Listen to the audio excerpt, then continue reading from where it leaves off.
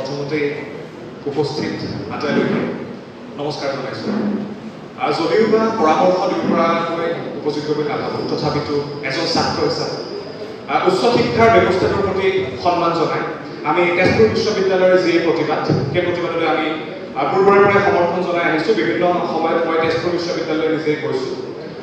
এতিয়া কথা হ'ল যে যদিহে আমি আজিৰ তেজপুৰ বিশ্ববিদ্যালয়ৰ যিটো সমস্যা, সেই সমস্যাটো কেৱল মাত্ৰ তেজপুৰ বিশ্ববিদ্যালয়ৰ সমস্যা বুলি ভাবি থাকোঁ, তেন্তে ভৱিষ্যত দিনত আমাৰ সন্মুখলৈ আৰু বেছি প্ৰত্যাহ্বান আহিব।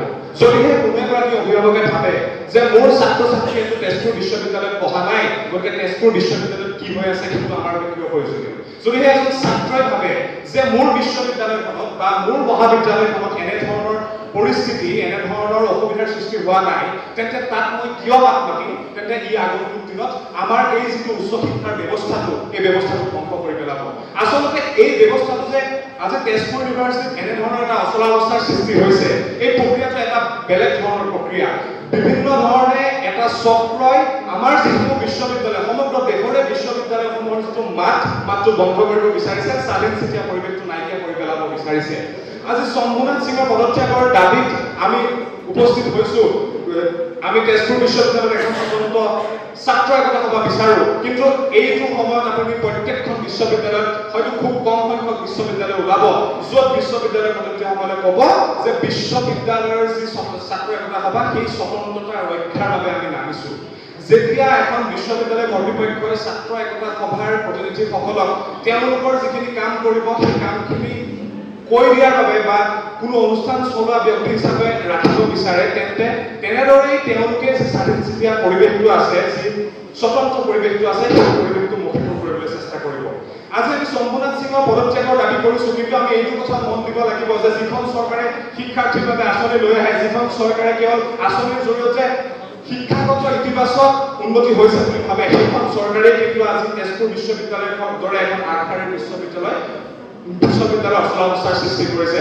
লাহে দিনকৈ সেই শৈক্ষিক পৰিৱেশটো নাইকিয়া কৰিবলৈ চেষ্টা কৰিছে। গতিকে আমি পৰামৰ্শ দিব নোৱাৰোঁ, যদি একেলগে থাকি আমি এটা আহ্বান জনাব পাৰোঁ যে যিকেইখন বিশ্ববিদ্যালয় আছে আমাৰ অসমৰ বা উত্তৰ পূৰ্বাঞ্চলৰ সকলো ছাত্ৰ ছাত্ৰী একত্ৰিত হওঁ, আমি সকলোৱে একেলগে মিলি সমগ্ৰ ছাত্ৰ সমাজ যদি একেলগে থাকোঁ, তেন্তে আগন্তুক দিনত আমাৰ যিকোনো ধৰণৰ সমস্যাৰ সন্মুখীন আমি হ'ব পাৰিম।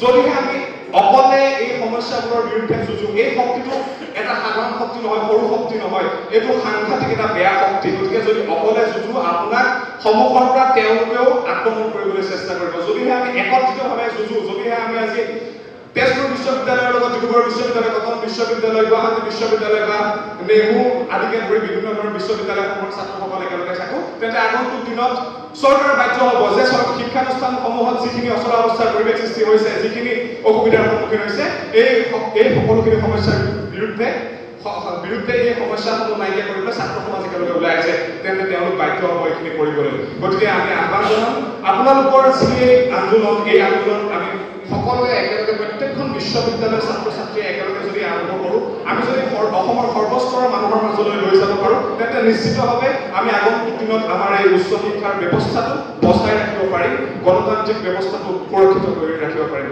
আটাইলৈকে ধন্যবাদ। জয় আই। সিদ্ধাৰ্থ হাজৰিকা ডাঙৰীয়াক ধন্যবাদ তেওঁৰ সবল মন্তব্যৰ বাবে। ইয়াৰ পিছত আমি পুনৰ ৰচনানন্দ হাজৰিকা ডাঙৰীয়াক অঞ্চলে আহ্বান জনাব বিচাৰিছোঁ। তেওঁ অল পেঞ্চন ডিমাণ্ড কমিটিৰ তৰফৰ পৰা প্ৰতিনিধিত্ব কৰিছে। যদি তেওঁ বৰ্তমান উপলব্ধ আছে তেতিয়াহ'লে আহিবলৈ জনাইছোঁ।